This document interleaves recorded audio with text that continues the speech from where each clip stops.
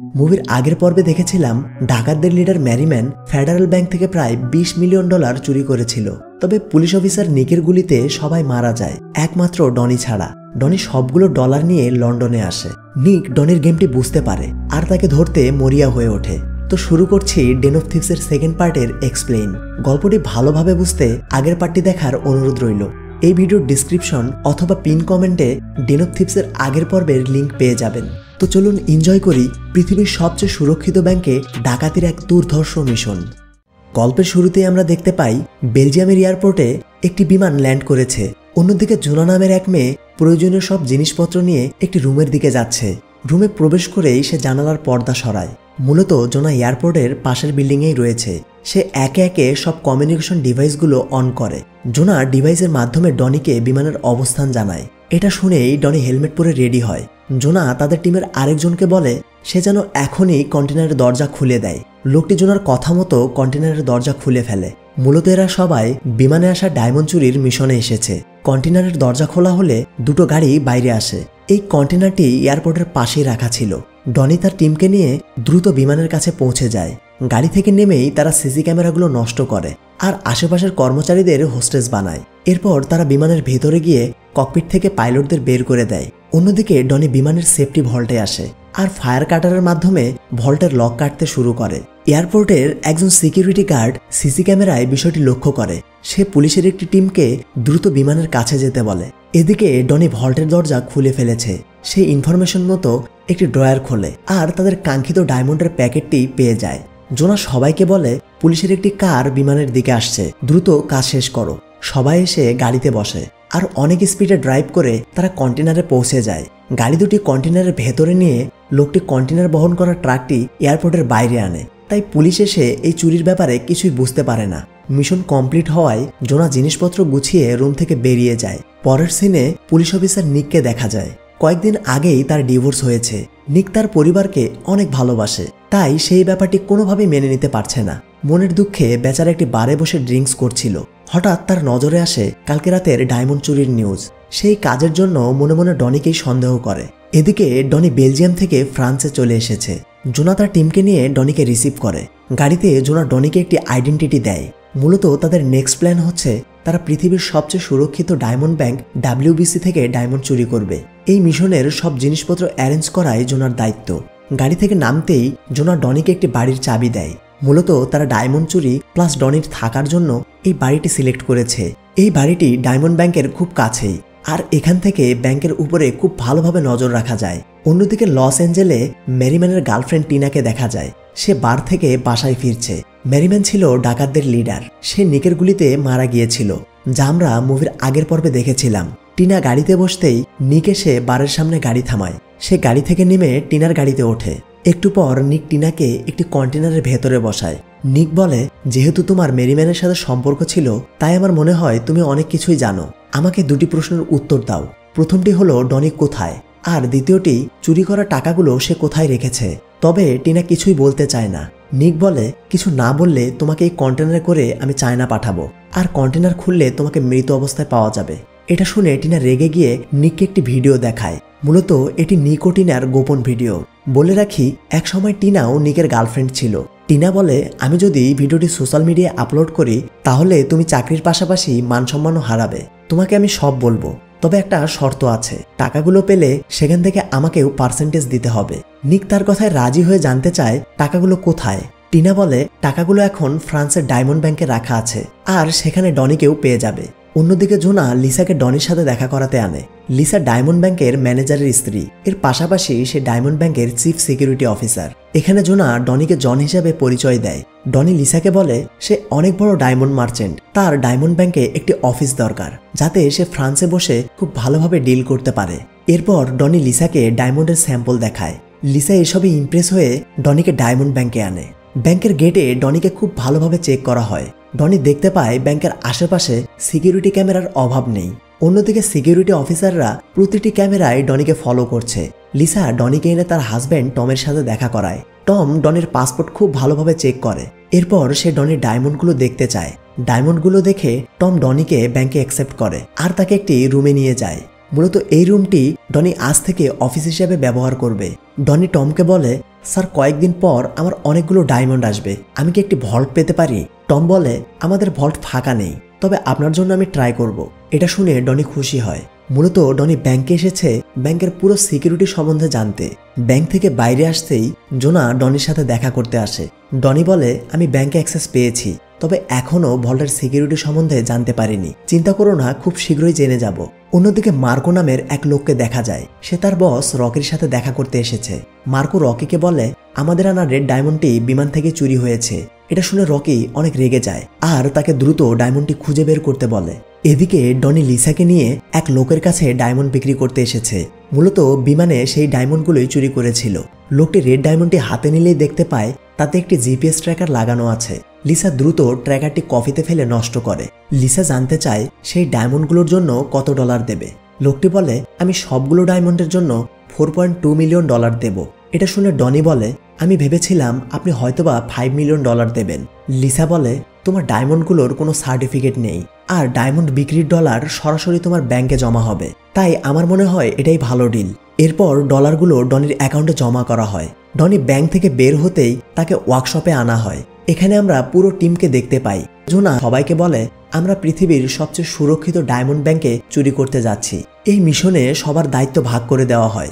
বুক এই মিশনের জন্য অস্ত্রের ব্যবস্থা করবে। এর পাশাপাশি সে অনেক ভালো শুটার। জ্যাককে রাখা হয় ড্রাইভিং এক্সপার্ট হিসেবে। সে কেমন ড্রাইভিং করে তা আমরা একটু পরেই জানতে পারবো। Dragon IT expert. CC camera থেকে শুরু করে সিকিউরিটি ডিভাইস সম্বন্ধে তার বিশেষ দক্ষতা রয়েছে। বাকি রইল মেসন, সেই টিমের অন্যতম সদস্য। সে এই মিশনের প্রয়োজনীয় জিনিসপত্রের যোগান দেবে। এসব শুনে জ্যাক ডনির দিকে তাকিয়ে বলে, ওর কাজ কি? জোনা সবাইকে বলে, ও হচ্ছে পৃথিবীর সবচেয়ে বড় রবার। ডনি এই মিশনের মাস্টার মাইন্ড। মূলত সে এই মিশন লিড দেবে। এরপর সবাই মিলে মিশনের প্ল্যান শুরু করে। অন্যদিকে নিককে দেখা যায় সে ফ্রান্সে পৌঁছে গিয়েছে। তো বুঝতেই পারছেন গল্পটা কতটা ইন্টারেস্টিং হতে যাচ্ছে। এদিকে বুক ও জ্যাক মিলে ডনিকে একটি জায়গায় এনেছে। এখান থেকে খুব সহজেই ইতালিতে যাওয়া যায়। ডনি জানতে চায় এই রাস্তায় কোনো সিসি ক্যামেরা আছে কিনা। জ্যাক বলে, এই পুরো রাস্তায় কোনো সিসি ক্যামেরা নেই। তাই ডনি এই রাস্তা দিয়েই চুরির পর পালানোর সিদ্ধান্ত নেয়। নিক ফ্রান্সের স্পেশাল ফোর্সের নেলসনের সাথে দেখা করতে আসে। নেলসন নিকের সাথে পরিচিত হয়। এরপর নেলসন নিককে শহরের বড় বড় রবারদের দেখায়, কিন্তু নিক এদের মাঝে ডনিকে খুঁজে পায় না। শেষমেশ নিকের কথায় ডায়মন্ড ব্যাংকের ফুটেজ চালানো হয়। এখানে নিক ডনিকে দেখতে পায়। নেলসন জানতে চায় সে কি একেই খুঁজছে। নিক বলে, না, এ নয়, আমি যাকে খুঁজছি সেই ফুটেজে নেই। নিক কেন মিথ্যা বলল তা আমরা একটু পরেই জানতে পারবো। অন্যদিকে ডনি তার টিমের সাথে একটি বারে পার্টি করছে। পার্টি শেষে ডনি বাসায় ফিরে। সে দরজা বন্ধ করতেই কোনো আওয়াজ শুনতে পায়। ডনি ভালোভাবে চেক করলে দেখতে পায় নিক তার বাসায় বসে খাবার খাচ্ছে। নিক ডনিকে দেখে বলে, আমি তোমাকে কিছুই করব না, আমার সামনে এসে বসো। ডনি গিয়ে নিকের সামনে বসে আর গান বের করে। নিক পকেট থেকে পুলিশের ব্যাজ বের করে দেখায়। ডনি বলে, আমি ফেডারেল ব্যাংকে চুরি করিনি। হঠাৎ নিক উঠে এসে ডনির হাত থেকে গানটি নেয়। ডনি এতে অনেক ভয় পায়। একটু পর নিক ডনের গানটি ফেরত দিয়ে বলে, আমার স্ত্রী আমাকে ডিভোর্স দিয়েছে। আমি পুলিশের কাজেও আগের মতো থ্রিল পাই না, তাই আমি সিদ্ধান্ত নিয়েছি তোমাদের সাথে ডায়মন্ড ব্যাংকে চুরি করব। এসব শুনে ডনি বেশ অবাক হয়। পরদিন ডনি নিককে জোনার সাথে দেখা করায়। নিক জোনাকে দেখেই ইমপ্রেস হয়। ডনি নিকের ব্যাপারে জোনাকে সব বলে। এর ফলে জোনা নিককে তাদের টিমে নিতে রাজি হয়। একটু পর ডনি লিসার অফিসে আসে। সে লিসাকে বলে, কয়েকদিন পর আমার অনেকগুলো ডায়মন্ড আসবে, এজন্য একটি ভল্ট দরকার। লিসা বলে, ভল্টের জন্য প্রতি মাসে একটা ফি দিতে হবে। ডনি এতে রাজি হয়, কারণ ভল্টের সিকিউরিটি জানতে যে কোনো মূল্যে তাকে ভল্টে পৌঁছাতে হবে। রাতে জোনা নিককে একটি বারে আনে। এখানে তাদের টিমের সবাই আছে। মূলত নিককে সবার সাথে দেখা করানোর জন্যই এখানে আনা হয়েছে। ডনি নিককে একটু উল্টাপাল্টা জিনিস খাওয়ায়। এর ফলে নিক তার পাগলাটে স্বভাবে ফিরে যায়। নিক উঠে নাচতে শুরু করে। সে এক পর্যায়ে জোনাকে দেখতে পায়। নিক আর জোনা নাচতে নাচতে ক্লোজ হচ্ছিল। এটা দেখে জ্যাক রেগে যায়, কারণ জোনা হচ্ছে জ্যাকের এক্স গার্লফ্রেন্ড। শেষমেশ জ্যাক ও নিকের হাতাহাতি শুরু হয়। দুজনের মারামারির ফলে তাদের সবাইকে বার থেকে বের করে দেওয়া হয়। বাসায় ফেরার সময় হঠাৎ মার্কো এসে তাদের কিডন্যাপ করে নিয়ে যায়। মার্কো তাদের একটি বোর্ডে করে সমুদ্রের মাঝখানে আনে। ডনি ও নিক কিছুই বুঝতে পারছে না। তারা অবাক হয়ে মার্কোর দিকে তাকিয়ে আছে। মার্কো ডনিকে বলে, তুমি বিমান থেকে যে ডায়মন্ড চুরি করেছো তা অক্টোপাস গ্রুপের। যত দ্রুত পারো ডায়মন্ডটি ফেরত দাও, না হলে বুঝতেই পারছো তোমাদের সাথে কি হতে পারে। মূলত অক্টোপাস হলো অনেক ভয়ানক একটি মাফিয়া গ্যাং। অক্টোপাসের কেউ ক্ষতি করলে অক্টোপাস তার পুরো পরিবারকেই মেরে ফেলে। ডনি অক্টোপাসের কথা শুনে অবাক হয়, কারণ সে জানতো না তার চুরি করা ডায়মন্ডটি অক্টোপাসের ছিল। একটু পর মার্কো দুজনকেই বোট থেকে সমুদ্রে ফেলে দেয়। নিক বলে, ডনি তুমি অক্টোপাসের ডায়মন্ড চুরি করেছো, বুঝতে পারছো কি হতে পারে? দুজন অনেক কষ্টে সাঁতার কেটে সমুদ্রের পাড়ে আসে। পরদিন নিকের চোখ ঢেকে ওয়ার্কশপে আনা হয়। নিক জায়গাটি দেখে বেশ অবাক হয়। ডনি এবার সবাইকে প্ল্যান বলতে শুরু করে। ডায়মন্ড ব্যাংকে টোটাল 127টি ক্যামেরা রয়েছে। গার্ডরা একটি স্ক্রিনে 4টি ক্যামেরা 10 সেকেন্ড ধরে চেক করে। ভেতরে যাওয়ার জন্য সবাই 90 সেকেন্ড সময় পাবে। ভল্টের বাইরেও একটি ক্যামেরা আছে। আমাদের এই ক্যামেরাটি খুব সতর্কতার সাথে পার করতে হবে। এসব শুনে নিক জানতে চায় আমরা ভল্টের সিকিউরিটি কিভাবে ক্র্যাক করব। জোনা বলে, তুমি এখনই ডনির সাথে ডায়মন্ড ব্যাংকে যাবে। একটু পর ডনি নিককে ডায়মন্ড ব্যাংকে আনে। ডনি টমকে বলে, ও আমার অ্যাসিস্ট্যান্ট, এখন থেকে সেই অফিসেই কাজ করবে। টম নিকের পাসপোর্ট চেক করে তাকে কাজ করার পারমিশন দেয়। পরদিন জোনা নিককে একটি স্পেশাল স্যুট পরায়। এই স্যুটে কয়েকশো ক্যামেরা লাগানো আছে। মূলত নিককে আজকে ভল্টে পাঠানো হবে। ভল্টের পুরো সিকিউরিটি সম্বন্ধে জানতে জোনা এই স্যুটের ব্যবস্থা করেছে। নিক রেডি হয়ে ডনির সাথে ডায়মন্ড ব্যাংকে আসে। ডনি নিককে একটি বক্স দেয়। মূলত এই বক্সে ডায়মন্ড আছে। একটু পর লিসা এসে নিককে নিয়ে যায়। ডায়মন্ড ব্যাংকের ভল্টে টম ও লিসা ছাড়া কেউ প্রবেশ করতে পারে না। দুজন মিলে নিককে ভল্টে নিয়ে যেতে শুরু করে। অন্যদিকে জোনা ভল্টের পুরো সিকিউরিটি খুব ভালোভাবে দেখছে। তারা ভল্টের গেটে একটি থার্মাল মোশন সেন্সর দেখতে পায়। এই সেন্সরটি মানুষের শরীরের তাপমাত্রা পরিমাপ করে তা গার্ডদের জানায়। মানে এখানে কোনো মানুষ এলেই গার্ডরা তা অটোমেটিক বুঝে যাবে। ভল্টে এসে নিক বক্স থেকে ডায়মন্ড বের করে। লিসা একটি ড্রয়ার খুলে ডায়মন্ডগুলো তাতে রাখে। এখানে নিক অক্টোপাসে রেড ডায়মন্ডটি দেখতে পায়। নিক ডনির অফিসে এসে তাকে রেড ডায়মন্ডের ব্যাপারে সব জানায়। এতে ডনিও বেশ খুশি হয়, কারণ তার এক ঢেলে দুই পাখি মারার সুযোগ এসেছে। অন্যদিকে জ্যাককে দেখা যায় সে ডার্কো নামের এক লোকের থেকে অনেকগুলো অস্ত্র কিনে নেয়। মূলত জ্যাক ডনি ও নিকের উপরে প্রতিশোধ নেওয়ার জন্য মরিয়া হয়ে উঠেছে। শুধু তাই নয়, সে বুককে নিয়ে এই মিশন থেকেও সরে গিয়েছে। পরদিন ওয়ার্কশপে ড্রাগন নিককে দেখাচ্ছে কিভাবে থার্মাল সেন্সর ক্র্যাক করতে হয়। সেন্সরের সামনে কেউ এলেই সেন্সরটি অ্যালার্ম বাজায়। ড্রাগন সেন্সরের উপরে বিশেষ স্প্রে করে। এর ফলে সেন্সরটি কাজ করা বন্ধ করে দেয়। মজার ব্যাপার হলো এই স্প্রে খাওয়াও যায়। নিক বিষয়টি দেখে বেশ খুশি হয়। কয়েকদিন পর নিককে আবারও ভল্টে পাঠানো হয়। মুখে স্প্রে করা দেখে লিসা বেশ অবাক হয়। নিক বলে, আমার একটু গ্যাসের সমস্যা হয়েছে, তাই স্প্রে নিচ্ছি।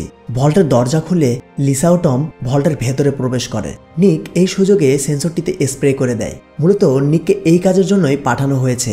এরপর নিক ভল্ট থেকে কিছু ডায়মন্ড নিয়ে বাইরে আসে। এদিকে ডনি একটি কারে মনোযোগ সহকারে পেন্টিং করছে। দেখতে দেখতে চুরির দিন এসে পড়ে। টম ব্যাংকের পুরো সিকিউরিটি চেক করে বাইরে আসে। মূলত আজকে রাতে ফ্রান্সের বিশ্বকাপ ফাইনাল ম্যাচ। ব্যাংকের সব কর্মচারীরা একটি ক্যাফেতে বসে খেলা দেখছে। অন্যদিকে জোনা ব্যাংকের সিকিউরিটির উপরে নজর রাখছে, আর টিমের সবাই মিশনের জন্য রেডি হচ্ছে। সবাই গাড়িতে করে ব্যাংকের পাশের বিল্ডিং এর পার্কিং এ আসে। গাড়ি থেকে নেমে তারা আস্তে আস্তে বিল্ডিং এর ছাদে চলে যায়। অনেকগুলো পাইপ জোড়া দিয়ে তারা একটি বড় পাইপ বানায়। পাইপটি বিল্ডিং এর ছাদ থেকে ব্যাংকের ছাদে লাগানো হয়। এরপর সবাই একে একে পাইপ ধরে বিল্ডিং এর ছাদ থেকে ব্যাংকের ছাদে পৌঁছে যায়। ড্রাগন গিয়ে দরজার লক খুলে ফেলে। জোনা সবাইকে ক্যামেরার ব্যাপারে বলছিল। মূলত যে 4টি ক্যামেরা শো করবে সেগুলোর সামনে যাওয়া যাবে না। অন্য 4টি ক্যামেরা শো করা পর্যন্ত তাদের অপেক্ষা করতে হবে। ক্যামেরা চেঞ্জ হতেই সবাই লিফটের কাছে পৌঁছে যায়। লিফটের ভেতরেও ক্যামেরা রয়েছে, তাই তারা লিফটের নিচ দিয়েই ভল্টে পৌঁছাবে। সবাই দড়ি ধরে লিফটের নিচে নেমে আসে। এখন তাদের ভল্টের সামনের ক্যামেরাকে ফাঁকি দিতে হবে। এই ক্যামেরাটি পাস করার জন্য তারা একটি গ্লাস ব্যবহার করে। গ্লাসটি সামনে রেখে সবাই আস্তে আস্তে ভল্টের দিকে যেতে শুরু করে। একজন গার্ড ভল্টের ক্যামেরার সামনে ব্লার দেখতে পায়। সবাই পার হয়ে গেলে গার্ড আবারও সব ক্লিয়ার দেখতে পায়, তাই সে বিষয়টিকে সিরিয়াসলি নেয় না আর খেলা দেখতে শুরু করে। একটু পর ড্রাগন ভল্টের সামনের দরজার লক খুলে ফেলে। ভল্টে প্রবেশ করেই তারা হাইটেক ডিভাইসগুলোর মাধ্যমে ভল্টের লক খুলতে শুরু করে। অবশেষে তারা লক খুলতে সক্ষম হয়। নিক প্রথমেই রেড ডায়মন্ড রাখা ড্রয়ারটি খুলে ফেলে, কিন্তু ডনি দেখতে পায় এই ড্রয়ারে রেড ডায়মন্ডটি নেই। এরপর তারা একে একে সব ড্রয়ার খোলে আর ডায়মন্ডগুলো ফ্লোরে রাখে। অন্যদিকে টম খেলা রেখে ব্যাংকে আসতে শুরু করে। এদিকে সবাই ডায়মন্ড গোল্ড যাই পাচ্ছে তা ব্যাগে ভরছে, কিন্তু ডনি রেড ডায়মন্ডটি খুঁজে পাচ্ছে না। নিক বলে, আমাদের সময় শেষ, এখনই চলে যেতে হবে। তবে ডনি কারো কথাই শোনে না, সে ডায়মন্ডটি খুঁজে যাচ্ছে। এদিকে টম ব্যাংকে পৌঁছে গিয়েছে। অনেক খোঁজাখুঁজির পর ডনি রেড ডায়মন্ডটি পেয়ে যায়।